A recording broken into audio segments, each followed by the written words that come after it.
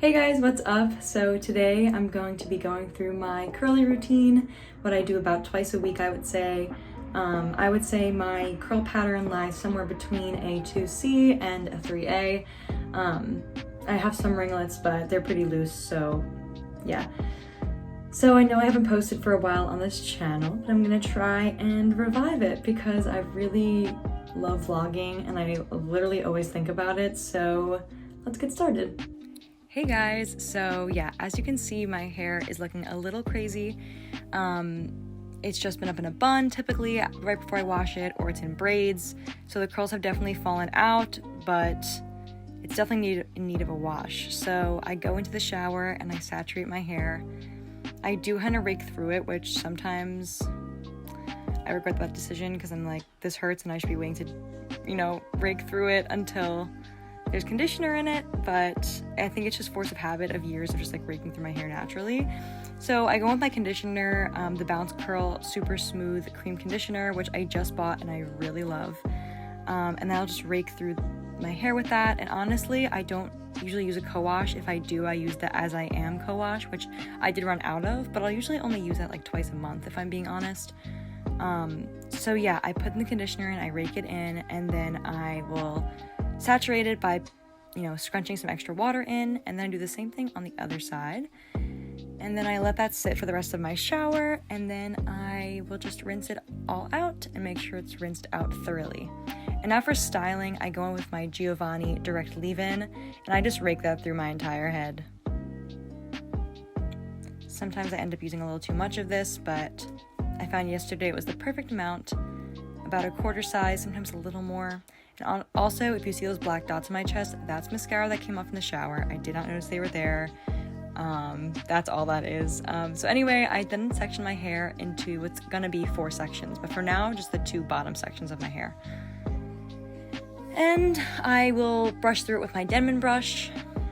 And yeah, then I go with my Dad Climate Control Gel, which I really love. I've been using this for over a year. I find it lasts a really long time, even though I use a lot. But I will just use the praying hands method and go over that, and then I will rake through it, which is actually a method I learned when I got my hair cut at Dad, which I thought was like, I didn't know if I should be doing like praying hands then raking, but honestly it works for me because I go in with a Denman brush anyway, just to spread the product out. And then I do the same thing on the other side. I brush through the hair, and then I just, use some more gel. I actually use a decent amount of gel. Sometimes I'll even go back in with more. And I just rake that through, and then I will brush through it with the Denman brush.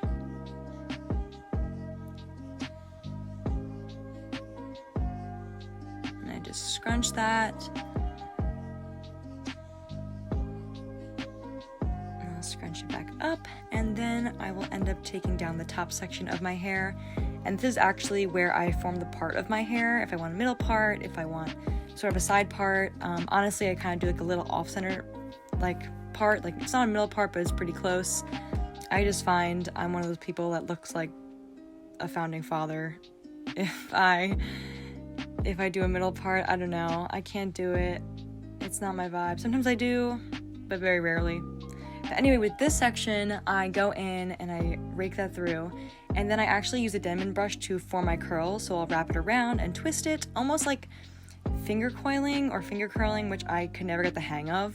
Honestly, I can never find it work for my hair. So the Denman brush is the closest alternative for me, and I love the curls this forms. Like, I just absolutely adore it.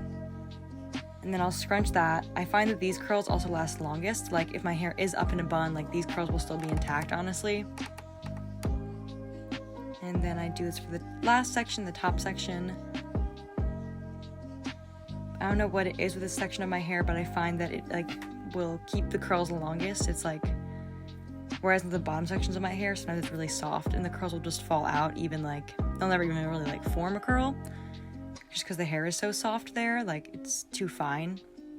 But on the top, it's where my thickest hair is. So yeah, I'm just going in and forming those curls. And I did get little face forming pieces, as you can see, they're kind of falling out, and I kind of just let those do their own thing, form their own curls. And then I go with one of my last products, which is the Moroccan Oil Curl Control Mousse. And I use about 5 pumps of that, honestly, 5 to 6. I kind of just, you know, use as much for my whole hair. And then I will put some water and mix it in with that and then scrunch it in. So it's, you know, hydrating my hair as well, not drying it out, because if you use mousse on, you know, drying hair or even damp hair, it can cause frizz, which you don't want. So just make sure you're keeping that water level high on your hair. And then I go in with a cotton t-shirt and I scrunch all of that water out as much as I can right before I plop.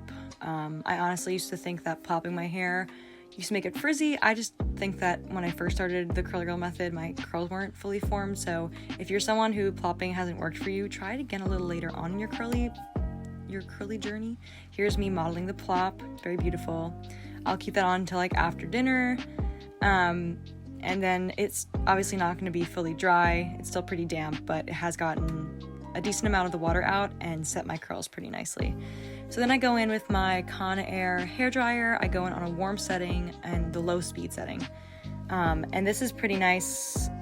I got this hairdryer about a year ago, but I use the Orchid diffuser, which does not really fit on it. I kind of just made it work because my hair is so thick, so it's worked very well.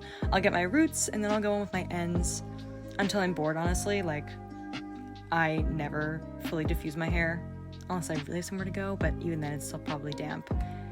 But yeah, I'll just do that until I'm bored, if I'm being honest. And then a few hours later, it'll probably be fully dry. There we go.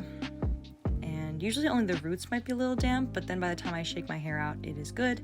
Anyway, that is the Righteous Roots oil. Amazing, beautiful. I love it. And I just smooth it over my curls. And then I flip forward, and you can't see me doing this, but I'm just shaking out my roots, getting all that nice oil in there. And then as you can see, the Denman brush, some of those curls like really stuck together. So I'll just like finger twirl some of them apart so that they are not just big chunks. But if I do when I sleep in a pineapple, it does end up, you know, kind of staying like that. So I'll have to redo that tomorrow morning.